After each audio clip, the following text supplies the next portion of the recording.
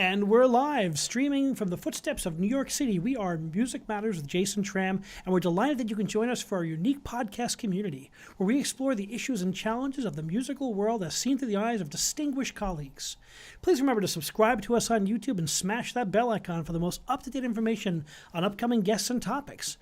We'd really appreciate if you'd like and share our videos on social media. We're a growing community, and it's so wonderful to have new people join us. And please remember to chat. Use the chat feature in the stream to join in the conversation and ask questions of the artists. We love that. And the more people that join, and the more rich the conversation becomes. You can also join our email list at www.jasontram.net, where you can also see our 108 past episodes. This is our 109th episode, and you can see our complete catalog of upcoming guests too. We've got guests for stars at the Metropolitan Opera. We've got concerto soloists. We have leading indie rock bands. We have rap acts. We have really cross-section of the music industry, which is very exciting, and I've learned so much from my colleagues across the spectrum of musicians, and I hope that you enjoy it. We have a wonderful indie rock band represented tonight, the Happy Curmudgeons, and we have Dave Hamilton and Amy Dixon Lavery joining us today, a dynamic duo, and we're delighted they can join us. Welcome. Hello, thank you. Where are you calling in from tonight? We're calling in just north of Detroit, smaller community, Grand Blanc, Michigan. Welcome from Michigan. It's always great to have Michiganders on the show. Thanks a lot. We really appreciate you. Well, thank you so much, and I've really I've loved getting to know your music. It's been a beautiful shot of fresh air, such great musicianship represented in these songs, and really deep. And I'm just really excited to have you here. And congratulations on the audience you've been building all across social media and on YouTube and Spotify. Very exciting. Thank you very much. So when did the band form, and tell us about the name, the Happy Curmudgeons? Well, I'll start from the beginning. I had worked as a studio musician and a producer at a approach me and just said, "Do you have any original work?" And I said, "Yes, I do." And I had worked with a lifelong friend. His name is Stu Cameron, and we were actually looking at putting some other songs together. Stu and I played in a band in high school and continued to write. And my last name starting with an H and his started with a C. And we were trying to come up with a name. And he said, "I don't know what we're going to call this project." He goes, "We're both old now. We're not good looking anymore." He goes, "We're going to have to Milli Vanilli this thing." He goes, "You're going to have to play behind an amplifier." And I said, "Well, thanks for that encouragement." And he goes, "Seriously, who is going to come out to see two happy curmudgeons like us?" And I went, "That's it. That's the name." And he goes, "That's horrible. That's stupid. Don't do that." And I went, "Now I'm definitely doing it." And I said, "When you said no, that you sealed it." And literally, that's where it came from. So we stuck with that and ran with it. And I did anyway. And we started the project August 1st of 2015 was our first day in the studio where we went to work for our first album, Meant to Be. And what's it like when you start to come together and gelling and getting to know the artists? And has the membership changed in the band? It's kind of diverse. We have a core four, Amy and myself, a friend of mine that I've known since high school, Jeff Warner, fabulous musician, great guitar player, excellent vocalist, which the audience will be hearing some of his work later. And of course, our harmonica player, Tumbleweed. So, and that's just what he goes by, Tumbleweed. Love it. That's the core four, and we're lucky enough that we can pull from a talent-rich group in Metro Detroit. And our producer is actually a part of the band as well. His name's Mark Byerly. People would be familiar with him. He's the trumpet player for the Bob Seger Band, and he's also played with other greats such as Carlos Santana and Justin Timberlake. That's some rock and roll royalty right there. Amazing. And yeah, just from that, we've been able to piece together as far as what I started with on Meant to Be was mainly those songs were things that I had written. I did have some help co-writing everything, but I was more of a major hand on all the tracks that went into that album. Where on this new album that we're working on, Second Chances, our second album, it's nice where everybody else has had more of a role, including Amy with that first track you just heard, Second Chances. And that first track has been blowing up on the social media and Spotify and YouTube. And congratulations, really a wonderful song. It's been playing around my house, and my mother, who's 79, loved it. My son, who's 21, loved it, and I'm 46, loved it as well. So crossing those that generational divide. That's great. Thank you. Thank you so much. So, Amy, tell me about your journey as an artist, and did you always know you wanted to be a musician? I'll take you both through it. I'm curious to hear how both of you, your journeys have intersected before and during the forming of the band. Ever since I was a kid, I always loved music.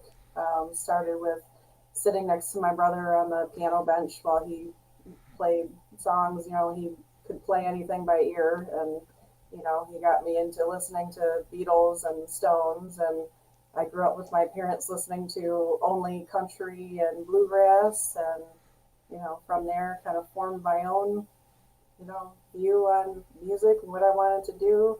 I've always been involved in choir and chorale in high school, and so I always knew I wanted to do something with singing and music. And did you write the lyrics on Second Chances?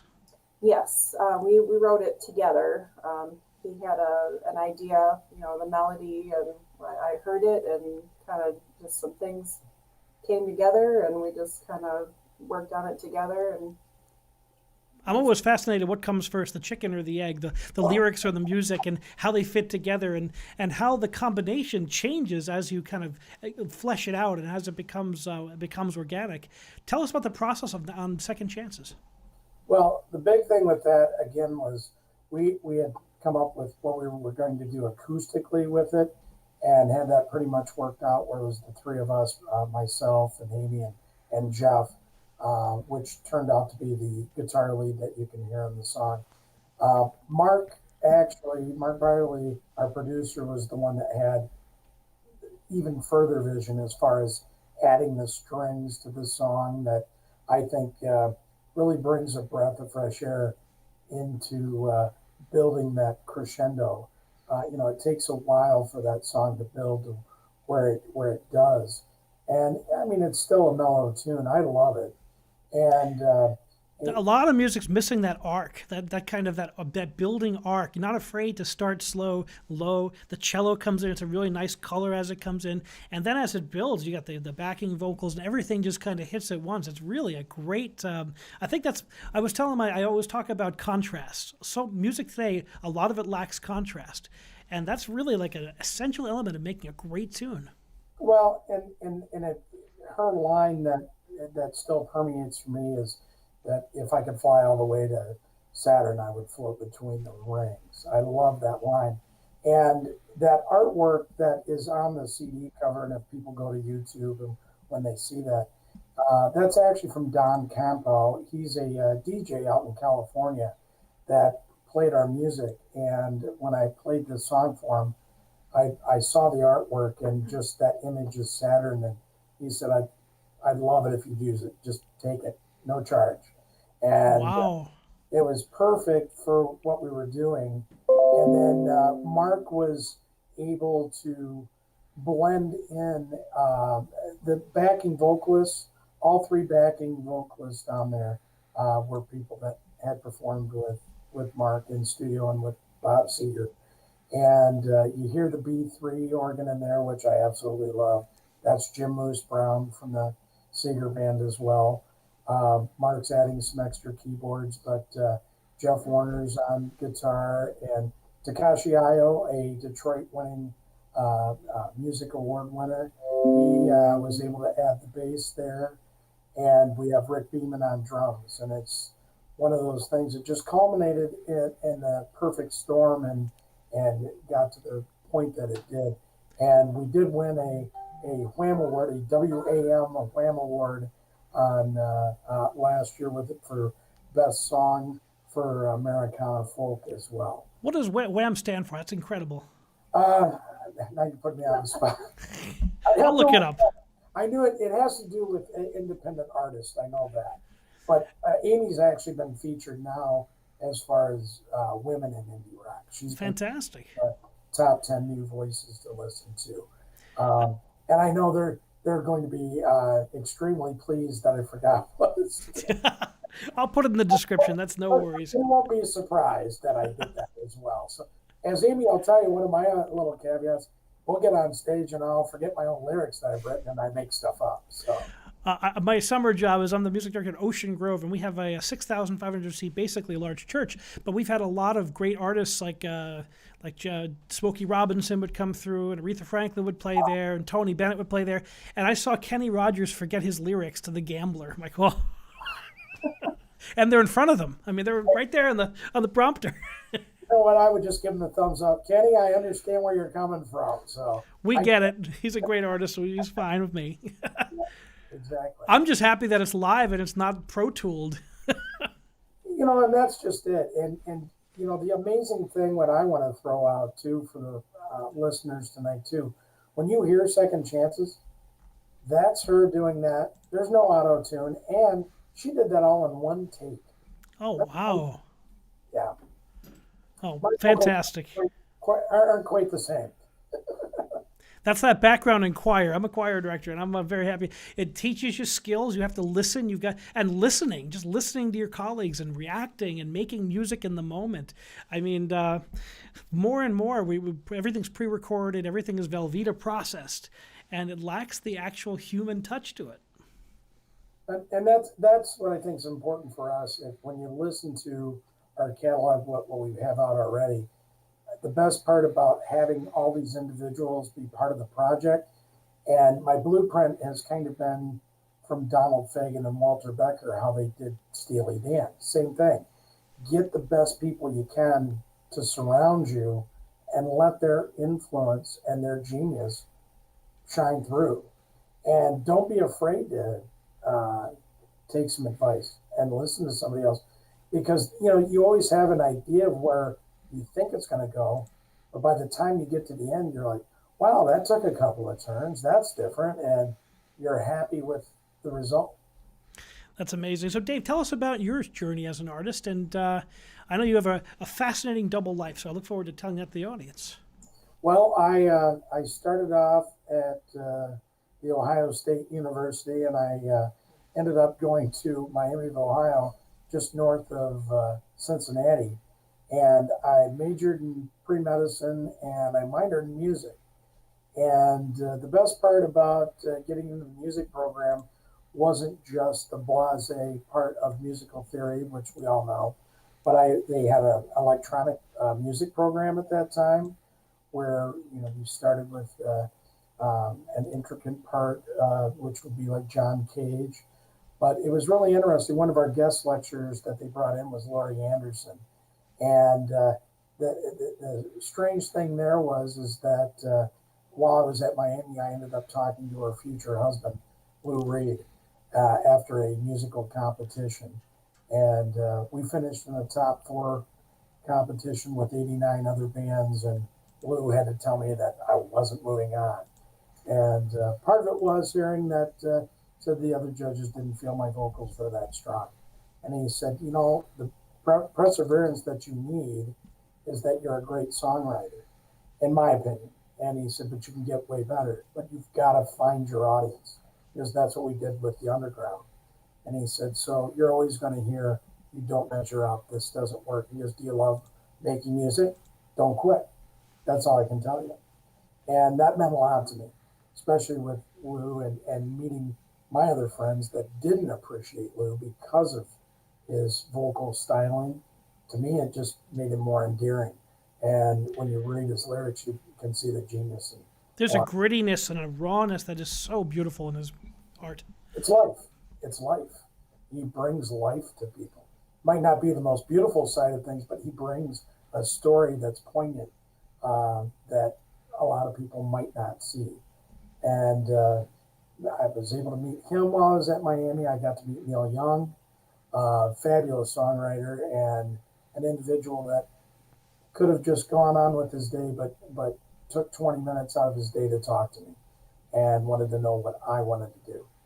And that those were two of the most influential people at that time, back in the late '80s and then early '90s, that kept me going, even in a session sense, to where I've never put down the guitar since I was 12. So, and I've kept playing, and culminated in what we have done so far with the Happy Curmudgeons. Wow. Now, how about the other side of your life? When you're not doing music, what do you do? Well, I that took another side step too. I went from pre-medicine. I was put on a waiting list at medical school, and I applied to Ohio State and a school in Michigan, Ferris State, and Ohio State wanted me to take more calculus, and I said no. So that's how I ended up in Michigan, and I went to Ferris State, and I'm now a pharmacist, and dealing with the COVID crisis, and working at a pharmacy that deals with 70 nursing homes and multiple patients, obviously. So it's kept me busy. I've worked all the way through the pandemic so far. And how do you balance those two very different lifestyles? Like, how do you balance the music making part of your life, which obviously is always going to be there and is obviously very important, with the pharmacist life? Well, it's been as far as the pharmacy, I'm there usually roughly about 30 hours a week. So I do have downtime during the week, which is great because I'm able to play with some of these other musicians. And having a producer that has a flexible schedule is huge. But we've had to really learn a different way to do things in studio. Obviously, with that social distance and what we're doing, and I mean, just bringing your own microphones or cleaning the ones that are there and staying so far away. But we have older musicians with us. Matter of fact, we have Bobby Balderrama from Question Mark and the Mysterians that's going to be on one of the songs for the next album. And he's in his 70s, and we can't take any chances with him coming down with this virus. So what we've been able to do is basically go into the studio, I'll record a foundation, and then everybody kind of plays their part. So we are doing it more as a Steely Dan thing, where we're layering the tracks. It doesn't give you the spontaneity of playing together and getting that live response, but that's just it. It's the excitement of being able to get back to that point where we can be in front of an audience. I just know if we can make this work in the studio, I can't wait till we can all get together and actually play these songs on stage for the first time and do a set together. When was the last time you played a live show? September? Yeah, it was just the three. It was Amy, myself, and Tumbleweed. We had a acquaintance of ours that opened a new venue, and he had an outdoor setting. And we played in Flint, notorious for the water crisis. And it was a great night. We played over Labor Day. And but that was a little over an hour set. And that's the last time we were able to play live. And we actually were able to play some of the songs that are going to be on this new album. So we were able to at least debut some of those, but that's the last time we were out playing live. So before you recorded your first album, how long had the band played together, and like how many concerts have you done, and how does that shape what happens in the studio? Well, I couldn't tell you how many shows offhand. I mean, with us being largely studio musicians, it's not that we get a chance to really grind out shows. We have two individuals that play with us, then two, as I mentioned, Jeff Warner, who came in at the beginning of this program, but he has a constituent of his, Vaughn Mortimer, who's an excellent musician in his own. They play in a bluegrass band called The Outfit. And for people in the Flint area, they'll know them. They're a house band at a bar called Churchill's. And going back to when I played in the 80s, even Churchill's was a big foundation as far as the local music scene back then. And those guys, matter of fact, if you're in the area, go catch them tomorrow. They're finally able to get back and do some playing. So they'll be back at it That's exciting that there's live music starting to bubble up, especially I know I'm in New York, New Jersey, and that's been really hard hit, and so is Michigan. So we're looking forward to things opening back up again. Yeah, exactly. And like those guys, they were able to go down to Otis Supply, which a lot of people might know about. I know some of the Deadheads out there. David Gans has played down there, and so has Melvin Seals. They were able to do remote shows, and the outfit got down there. And we would actually had talked about approaching them at that same level. They did a fantastic job with live webcasting to where people could still play during the pandemic and you could get an audience that could see you. Well, it's certainly kept our communities together and our fans together, and given us because I can't tell everyone that it's not only the live the connection, it's the we need music more than ever, and it's been basically taken away. So at least the digital platforms have been a chance for us to keep our communities there. Well, and I think that's been a big thing for us too, though, is the streaming side of things. There's people, because they didn't have things to do, and where we were able to throw some of our advertising money in certain areas and just get our name out, where it went from me trying to get on Spotify lists to where people were asking us to be on their list. And that was a difference. And, starting to basically build from that ground up, especially on those kind of platforms. But, I was amazed at how many comments we started getting just at our email box as far as Happy Curmudgeons Band at gmail.com. There's my plug. And it really helped. And it was really interesting. And I knew we were starting to connect. I had an audience member that mentioned Idle Time and how much it meant to her during this time, that she had a friend that committed suicide. And really an emotional email. And not why I wrote the song, but she connected with it. And that's what was important. I know everybody connects to a song differently, but it meant something to her. And that's where I knew, we could connect with an audience on that visceral level. And it meant a lot to me. What does it mean to be an indie band today? It's there's never been, I think, a better time to get your music out there, using social media, using the power of the internet, to tell your story, to share your art. What does that mean to you to be an indie band today? Both of you. I guess it's kind of two-sided. There are so many out there now that you can get a little bit lost in the just number of how many bands are out there. But on the other side, like you said, we have the social media, we have YouTube, all these great ways to get your music out there. And, if people are looking for new music, it's out there. People are going to find you if you're putting out good music and, something that means something to you, somebody else is going to find it. And just getting to meet you on the phone in our brief time, there's an honesty that comes through and a genuine love of what you're doing. And I think that is one of the most important things when you're on social media. It's not about the glitz and the packaging. It's about the story and the humanity. Yeah, and, I know the audience wants to be entertained, but our main thing is, no, it's got to be music that's played from the heart and it's actually played. There's no overdubs. We're not, we're the musicians doing this. And it means a lot. Just like what Amy has brought up, she introduced me to an artist that I wouldn't have ever went to see, and she introduced me to Shaky Graves, and what a great talent. Rolling Bones, if you hear, go listen to that song. Amazing live, but that's just it. There's certain things that you'll hear artists do, and they're going to touch you or strike a chord with you.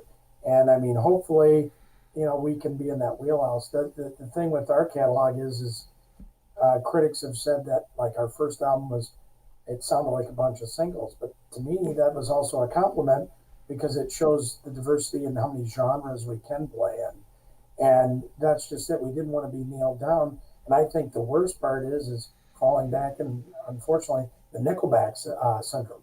We don't want every song sounding the same. No, we don't want to do that. Uh, Yeah, and they've had great success, but boy, their music does sound every song is like, that's Nickelback, that's Nickelback. yeah, it's when it comes on. And I think, when you listen to the 3 singles, which we have one coming out here in March, the latest one that'll be out, every song is different. And they're all different, from being serious to having a playful nature to them. And that's just it. To me, music should be something that gets your mind off of the serious things, to where you can come home and put it on and relax. It's storytelling, it's narrative, and it's beauty and it's art, and that's the magic of it. How has it been watching your audience grow? I'll be honest. We made the first album when Stu and I sat down to talk about the project. We wanted to do it for us, and it was more of a thing of, hey, let's leave this for posterity. And we've always wanted to record something and have our songs out there. It was a whole nother level, though, when we put stuff out and all of a sudden people started listening. I didn't anticipate it, and again, it's kind of where Stu had left things. You think, well, we're not going to be that vibrant to a newer audience, but that's just it. We're finding that we have this caveat of our audience being between 30 and 60, but yet we have kids that'll listen to us in high school, and I'm getting older folks over than 60 that listen to us. My parents enjoy us, so, well, they kind of have to, but anyway, they do. So my mom's listening to the show. She's critiquing me. yeah. She's used to watching me up there conducting an orchestra or a choir, and today she's like, since COVID stopped all that for a little while, the podcast thing is taking that creative role for me, and I get to talk to really exciting people like yourself. Well, thank you. And the parents listening, that's always special. Well, and without them, that's my plug for both of us. We both can say that if it wouldn't have been for the encouragement with them and what they've done, I put that in the liner notes on the first album. They bought me my first guitar, so without them, it wouldn't have been what it was, and them giving me the determination to learn the instrument. And I already love music, but that just it helped that much more to have that kind of backing. Having the group be a large number of studio musicians, how has that shaped what you do? And studio musicians are always amazing people because they master so many different styles, and they just have to walk in and lay it down. Now, how has that helped the group? Well, we'll go over one of the songs that I think I had sent to you that this is a perfect setup for. We have a song called Jack Russell that'll be on the new album that I wrote. And Tumbleweed and I had played around with the song, and when you go and listen to it, you'll hear his harmonica riffs in there. And we were thinking we had a void space in there, and I was thinking about doing maybe some slide guitar, adding something to that caveat. And then Mark Byerly just mentioned, what about Jim Moose Brown on piano? And I'm like, yeah, that would be perfect. And Jim came in and sat down, and in his Nashville shorthand, dissected the song and sat down at the piano and came up with what he did in the middle of the song, and really painted that fabric that goes along with Jack Russell and telling the story of a fictional bounty hunter. And I loved it. So that Jack Russell is a song with a story. What's that like? You're coming up with the lyrics to that and this concept, and then putting a musical layering on that. How would that come together? Well, here's the thing for me when I write. A lot of times I dream lyrics, and Jack Russell was probably the only one so far that I didn't dream anything with it. My dad was watching some old westerns, some Clint Eastwood stuff, and I was just playing along with some things, and I just remember hearing a friend talk about their dog that happened to be a Jack Russell, and I was like, well, you know what, maybe that might work. And Tumbleweed and I just started playing, and it fit together. kind of like the Phil Collins studio. He just didn't have anything to plug in there. I just came up with a fictional character around that name, and we built the lines up. And then Jeff came over, and we started playing it. And he's like, I don't know where you're coming up with this story, but it's going somewhere. He goes, I like it. And turned out to be our song. And that's the best part about playing with skilled studio musicians. They know where to do their part and when not to overstep. It's it's so perfect. And the best part is nobody takes criticism in that negative way. You know, it's like, well, did that work? And it's kind of interesting. You've got these great musicians. What do you guys think? What do you think? And that's the best part, is getting the interaction with the other musicians, I think, together and stuff like that. But How does a song change in the studio? Do you ever go in there with one idea and it kind of shifts and it evolves? oh yeah, Definitely. Second Chances did, which we still plan on, by the way, doing an acoustic version of Second Chance. Sorry, my Cocker Spaniel Stella decided to play a role in tonight's show. Fantastic. We love guests. So, yeah, so if anybody's seen us on Instagram, this is the infamous Stella right here. I expected a Jack Russell. Yeah, I know it, right? We're going to do a Cocker Spaniel song. So she just had her 10th birthday and wanted to make an event. So, but yeah, as far as the songs and how they evolve, like with Second Chances, it was one of those things where when we got to the bridge, what we originally had for a chord structure dramatically changed. And Mark said, let's try this out. Just saying we're already in this key, and everybody knows about the music side when you're going from your first and going to your fourth and fifth chords, and what are we going to do in that direction, and where are we going to branch from. We just tried some different voicings on those chords, and it worked. It's great to hear that these things evolve and they shift. How does live performance inform your songs? There's always the studio versions, and then when you see bands like the Grateful Dead or these, the live aspect means so much to them. Has your songs changed as you started to perform them live? Vastly. I'll give you, for instance, if people hear Scatterbrain off the first album, not nearly where I wanted to go with it. And my analogy would be, for anybody who is a Deadhead out there, it's kind of like listening to Sugar Magnolia. It definitely has that strong country influence and the steel guitar in that song. Scatterbrain now is clear out rockin' tune with Tumbleweed blowing at top levels and throwing in these intricate harmonica riffs, and it makes the song really cook. And it's one of those things where I get it. It's like we feed off of each other, and it turns out to be a different thing each time we play too. That's what makes music special, is the people you make it with, right? And each add their own, and I guess a satisfying musical situation. Each person feels valued and can give their best, and the sum is so much greater than the individual parts. Oh, by far, and that's just it. The most enjoyable thing was not only having Amy write an amazing song like she did with Second Chances. There's our next single that's coming out is I Know How You Feel, and Jeff Warner wrote that, and when he came over, he had all those lyrics down, and unfortunately it comes from a negative aspect. He's just finished with a divorce, and that was the influence of the song. But again, there's so many of us that have been through it, and especially in the United States, over half of us have been through at least one. So it was very poignant, very emotional song.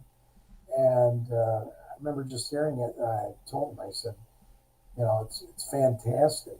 And when I sat down to do the guitar fills, I wanted something emotionally equaling to what he was delivering vocally. And that was the same thought with even bringing in an acoustic bass line for that particular song. Yeah, music's got that ability to it allows us to connect with our emotions, both the joyous ones and the tragic ones, and that is so important. And to get that complete range of human emotion, and I can't wait to. I haven't heard that song yet, but I can't wait to hear it. Yeah, it's one of my favorites already too. Like I said, my song is the only one so far. It's more lighthearted. Second Chances is great, but it's still got that heaviness to it and that soulfulness to It me. implies that the first chance maybe wasn't the best, and take another crack at it, right? Exactly. And then you've got Jeff's song, which is just you're at those emotional dregs and you just don't know where you're going to go necessarily, but it's lamenting, what could have been maybe, but at the same time, healing through the song. Fantastic. What are some of the goals of the band moving forward? What are some things as the page turns and the COVID period comes to a merciful end and the vaccine comes out? What do you see for the band, the next chapter? Well, first and foremost, for this year, even with where we are with the pandemic, it's finishing this album. And we have some great musicians that are going to be on this album and some delightful songs. I mean, we still are working out some changes on some things, but we have some rough demos on some of the songs I'm very happy with. I can share with you one of the titles is it's just simply, and it's one that I wrote, it's called Be Kind. And it's like Jeff said, you're basically teaching people the golden rule again. The chorus in there is be kind, be kind, be kind, do unto others.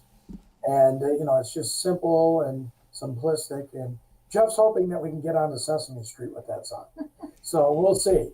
I'd love to sing with Grover and Cookie Monster. I'd be thrilled.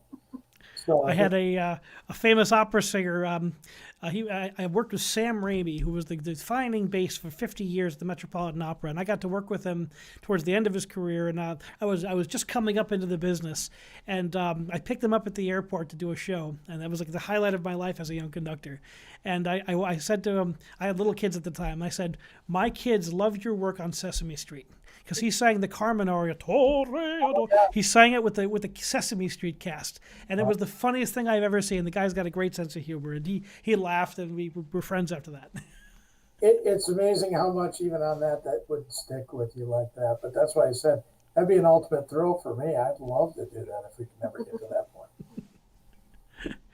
So I'm reading here, just like going through your Spotify list, and your influences. Here's a few of this: classic rock, folk, blues, older country, and contemporary folk. How did you synthesize all that together? And how do you take style and make it your own? What do you think? How does that influence you? What music that you've listened to? I mean, growing up again, I listened to a lot of country and bluegrass.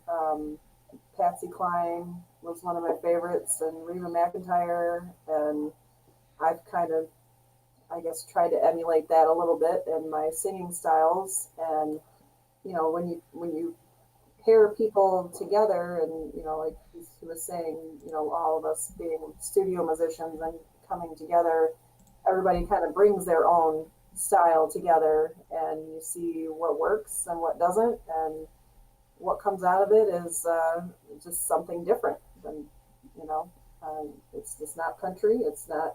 It's not rock. It's kind of like the Grateful Dead. You can't really define them. And one of the guys from our state that's really coming up big right now and just got done playing at the Capitol Theater is Billy Strings. Mm-hmm. And I know Jeff Warner, our Jeff, had got to play with Billy before he took off on his new stardom here. But that's just it. When you go see somebody like him, you see the intricacy and the difficulty of what goes into playing these tunes.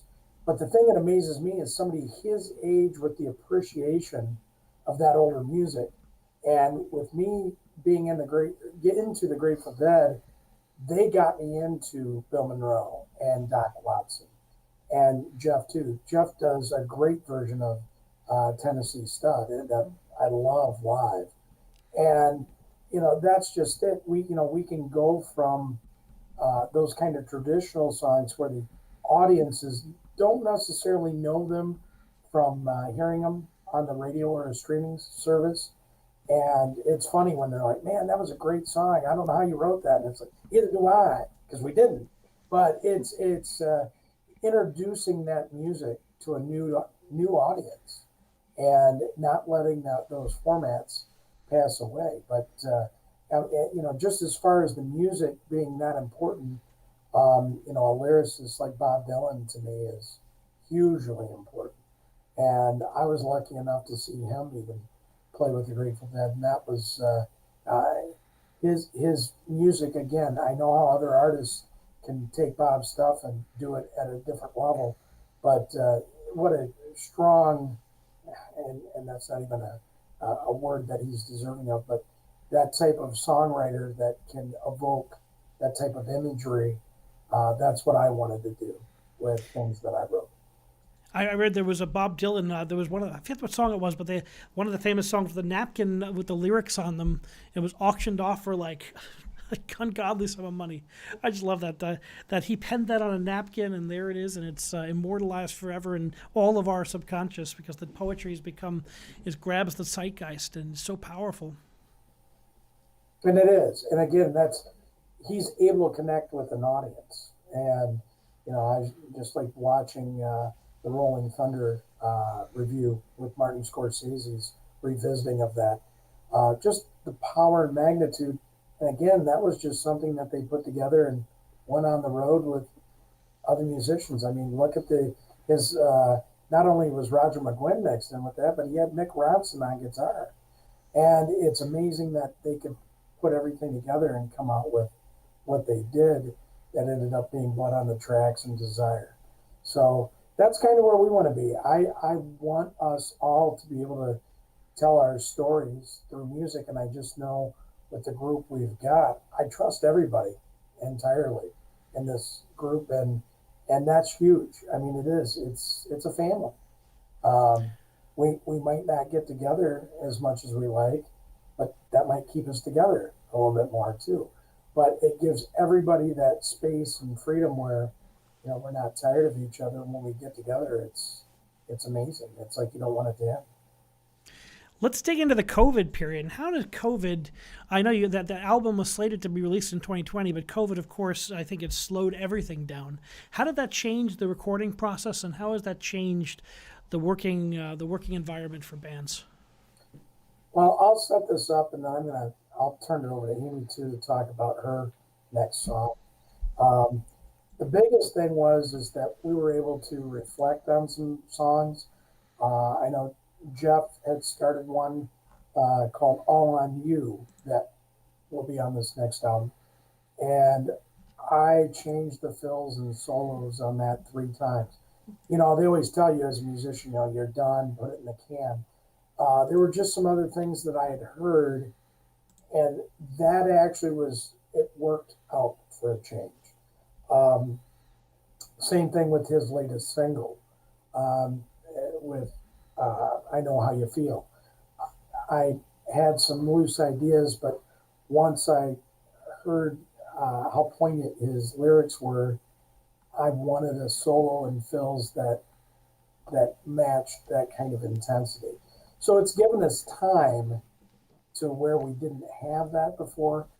The negative side to it is you're not playing these songs in front of a crowd to see how they work.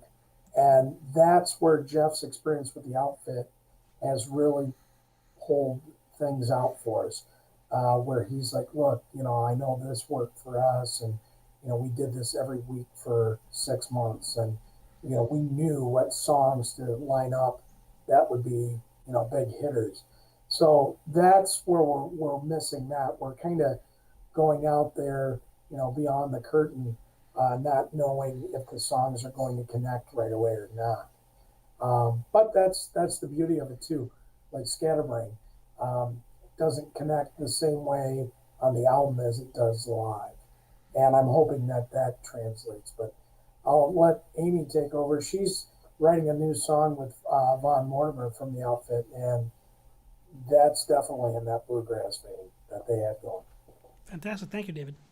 Yeah, unfortunately, we haven't been able to work on it recently since about sometime last year. Like you said, with everything going on, it's difficult to get together. But what little we did do is sounding really good. We plan to bring in a couple other musicians on it from the outfit and get everything fleshed out. But I really like the direction that it's going in. We started to work on it a little together, and then Vaughn just has more of the bluegrass side, so we kind of went that way with it rather than taking a rock or country approach to it. So it's really turning out nicely. It's great to when you mix all these American genres to kind of put them in the hopper, and it comes out as something new and kind of current and interesting. And it's always I find this so fascinating. I've been blessed. I get to listen to a lot of bands these days, and I really enjoy sitting down and looking for something interesting and unique. And when I came across your music, it was just so different and so special, and kind of had its own kind of sparkle and wit, humor and depth. And I could always spot the musicianship, and that really drew me to your music right away.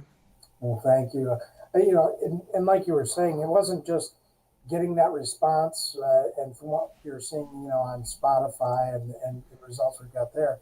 The big thing is that's not just the American audience. It's amazing.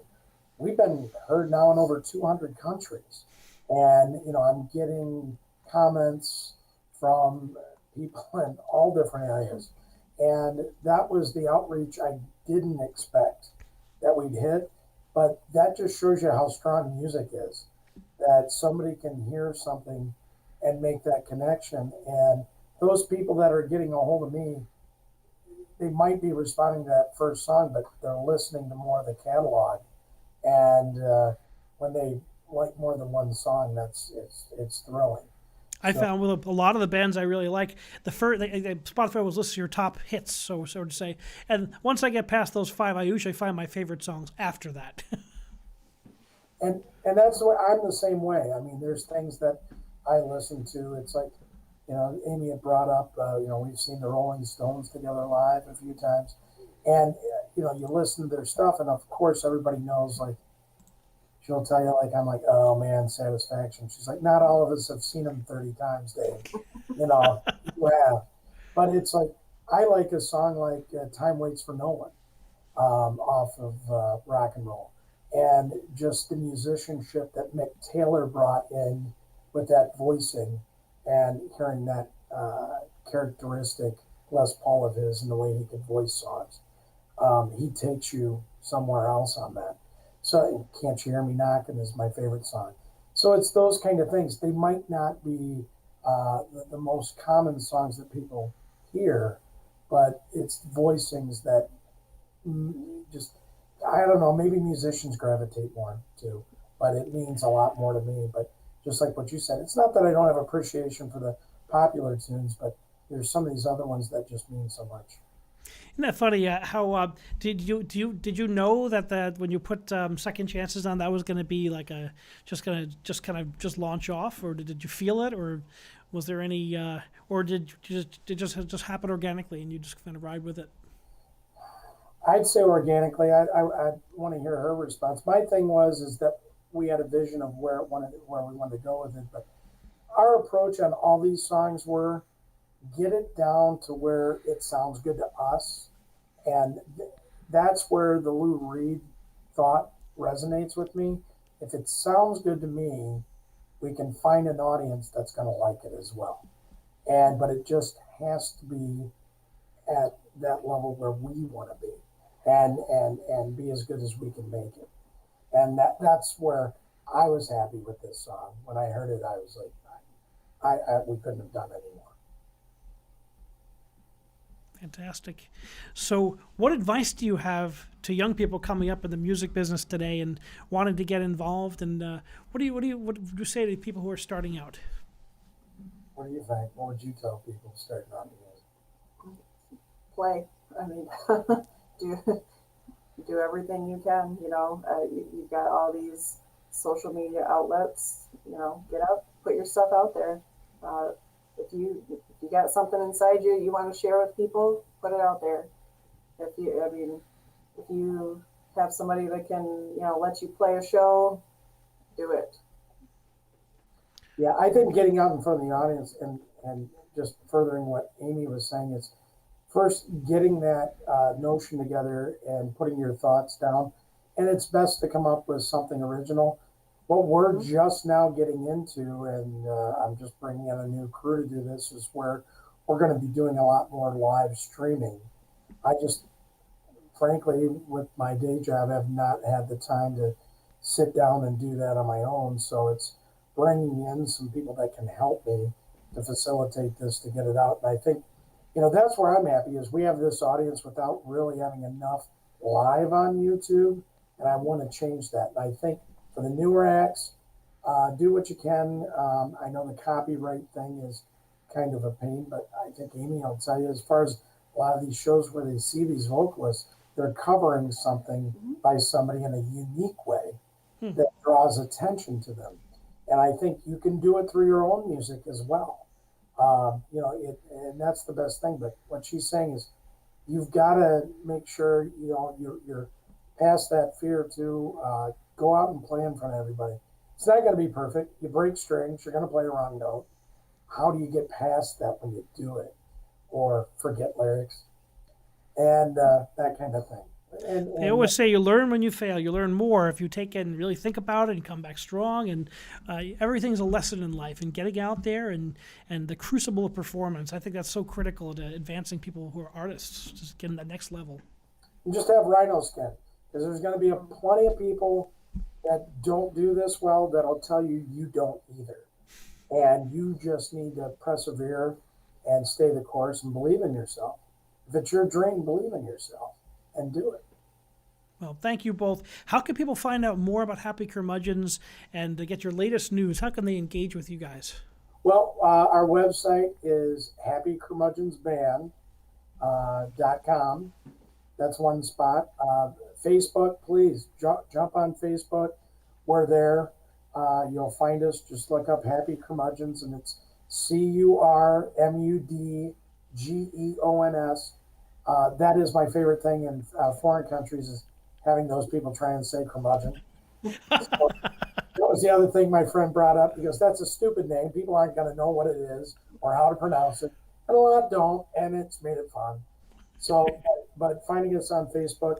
One of the things what really launched us and finding popularity was we had a friend of ours who was also in the music business who just brought up Reverb Nation, and I never expected that to go anywhere, and we're still number one in our area, and we were most of last year for our genre, and we were the number one band in Michigan for a while on that site. But that's fantastic. And you can find other artists other than us there that you wouldn't hear elsewhere. Shout out to Reverb Nation, because that's how I found out about you guys. Thank you. Well, thank you to you both, Amy and Dave, and continued success and continued great music. And I can't wait to see what comes next from Happy Curmudgeons. Thank you. Thank you. Thanks for having us. Thank you very much. Thank you so much for joining us on Music Matters with Jason Tramm. Please remember to subscribe to us on YouTube and smash that bell icon for the most up-to-date information on upcoming guests and topics. And speaking of upcoming guests, this coming Thursday at 6 o'clock Eastern Standard Time, we will stream live with Ross Minano, who is the founding percussionist and the director of the Hope for Africa band. He is a Ghana-born percussionist and artist, a multi-instrumentalist, and his Hope for Africa band is lighting it up in Southwest Australia. So make sure you join us there. Thank you so much, and remember, keep music alive.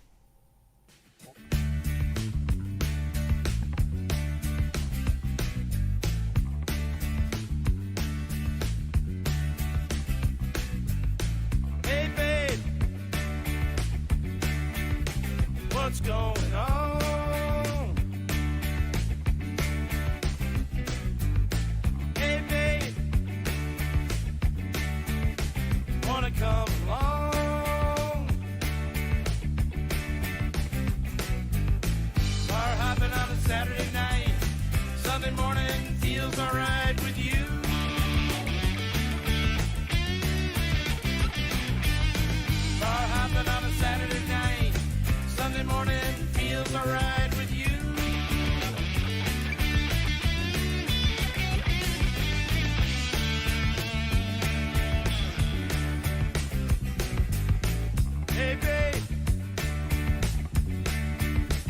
feel like hanging out.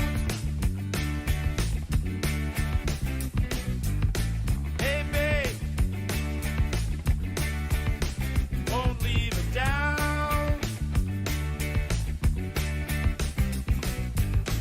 Bar hopping on a Saturday night.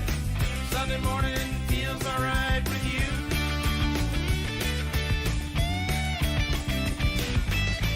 Bar hopping on a Saturday night. Sunday morning feels alright with you.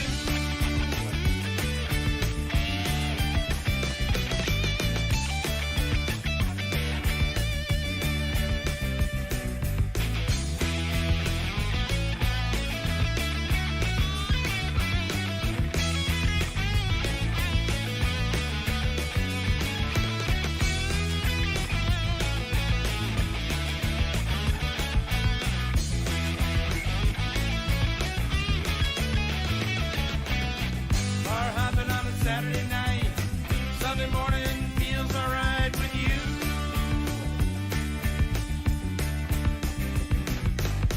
Bar hopping on a Saturday night. Sunday morning feels alright with you.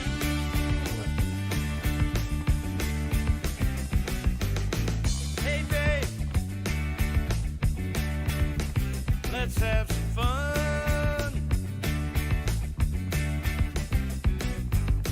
Hey, babe, lying in the sun. I'll take you to the show. Anywhere you wanna go, it's alright.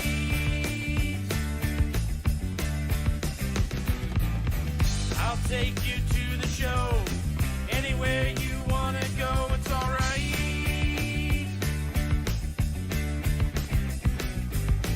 Bar hopping on a Saturday night. Sunday morning feels alright with you.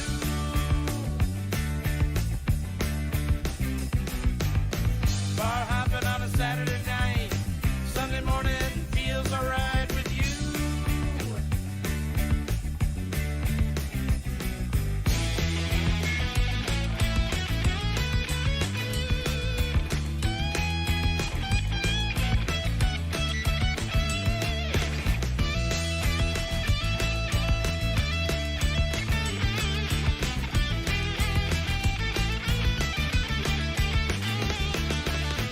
Bar hopping on a Saturday night.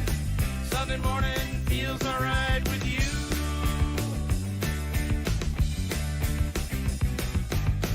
Bar hopping on a Saturday night.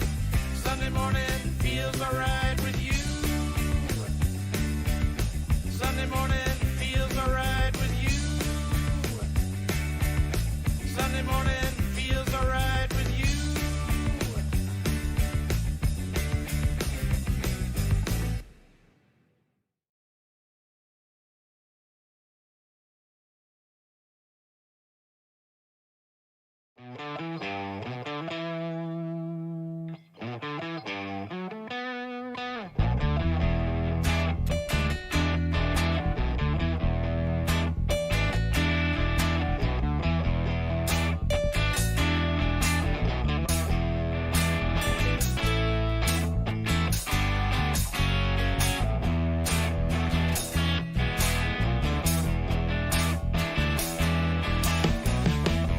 There's a place that I know, somewhere to go. I like to hang around, feel the beat.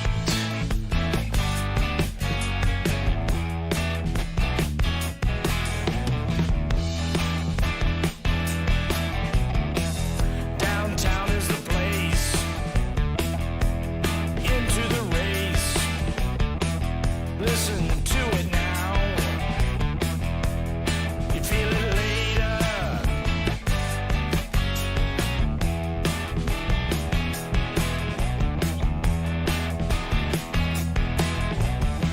See it move with style. The strips for miles. Lights the night on